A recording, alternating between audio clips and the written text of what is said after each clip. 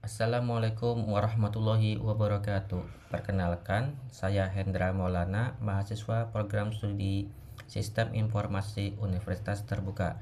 Pada video kali ini saya akan menjelaskan tugas 3 mengenai mata kuliah pemrograman berbasis web dengan menggunakan komponen view dan template.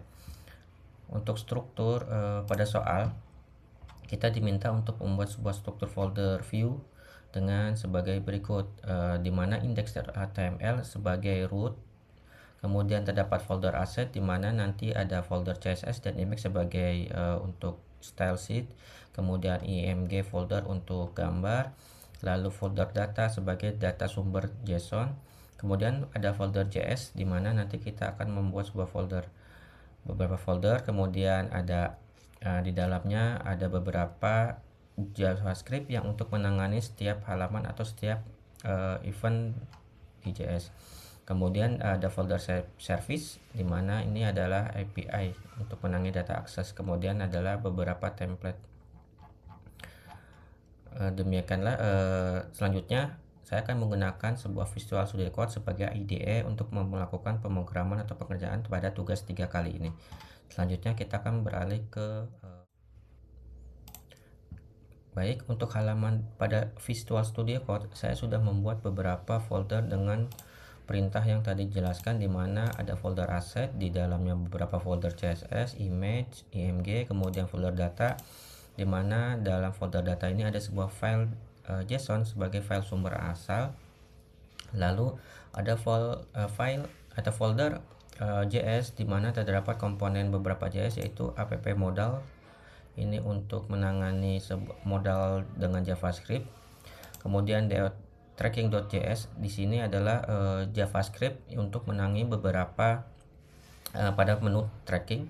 Lalu order form.js juga beberapa fungsi dari JavaScript dengan Vue.js untuk menangani beberapa transaksi terkait order form, kemudian status batch, kemudian stock table juga sama, dimana untuk menangani beberapa aktivitas.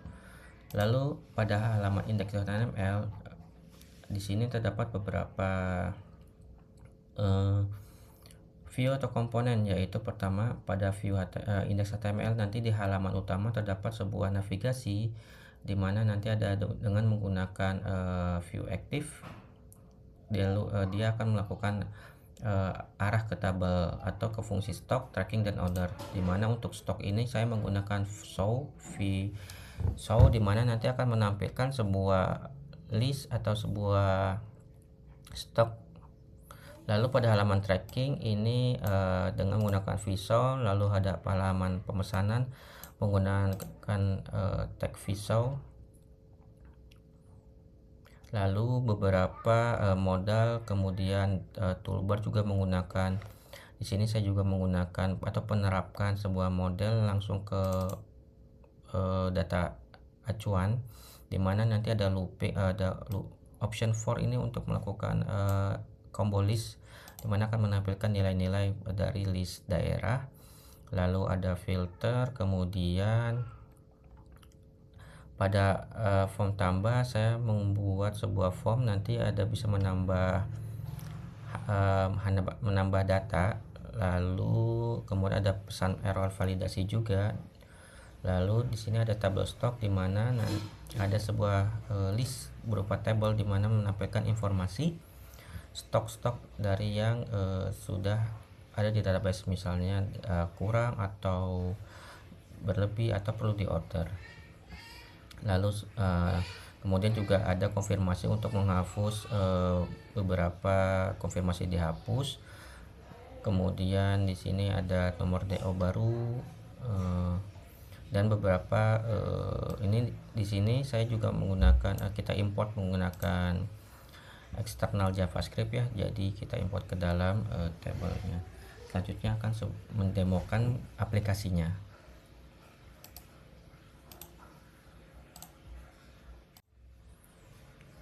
Baik, pada halaman aplikasi melalui browser, halaman pertama kali akan dijalankan adalah index.html.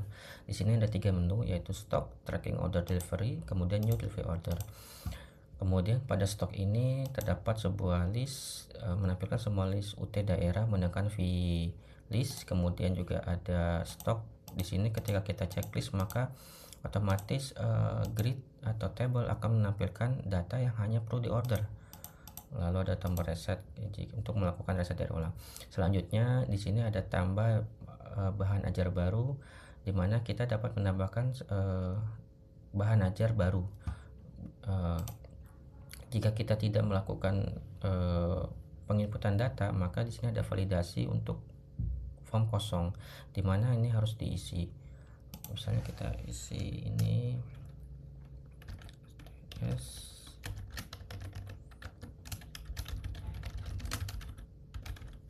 siswa, lalu kategorinya kita pilih wajib, pilih UT daerah Jakarta R1, lalu harganya kita bikin 80.000, jumlah stok minimal 5, safety stock minimal 2. Lalu kita klik tombol simpan untuk melakukan penyimpanan. Nah, data sudah tersimpan, lalu ditampilkan ke dalam data grid. Di sini kita sudah lihat ya, data sudah masuk. Kemudian kita lakukan pengeditan. Misalnya jumlah stoknya itu ditambah menjadi 10, kemudian safety stoknya 5, maka kita simpan. Nah, langsung berubah menjadi data terbaru. Lalu bagaimana kalau kita hapus? Ketika kita hapus, maka ada konfirmasi penghapusan, akan dihapus atau tidak. Jika tidak maka batal, jika ya maka pilih lanjutkan. Sini kita coba untuk lanjutkan, maka data sudah terhapus. Lalu pada menu tracking delivery order ini kita dapat melakukan tracking, di mana nanti akan menampilkan informasi pemesan, kemudian ekspedisinya apa, tanggal berapa. Misalnya kita pilih DO yang ini. Ini akan menampilkan, karena sini datanya 1 ya, maka hanya tampil 1 data. Kemudian new delivery order, kita bisa membuat sebuah pemesanan baru, di mana nanti akan otomatis terhitung untuk kalkulasinya. Nah, ini ada validasi. Nah, kita coba linknya 053,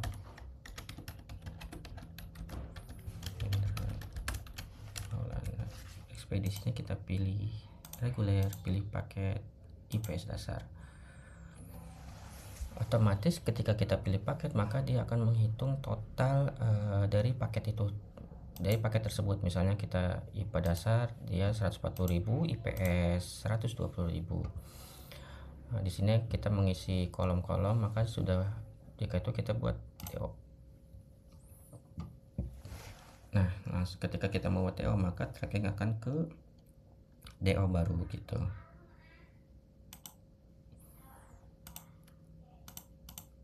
Demikianlah penjelasan mengenai tugas 3 ini dalam mata kuliah pemrograman berbasis web. Untuk kurang lebihnya mohon maaf. Terima kasih. Assalamualaikum warahmatullahi wabarakatuh.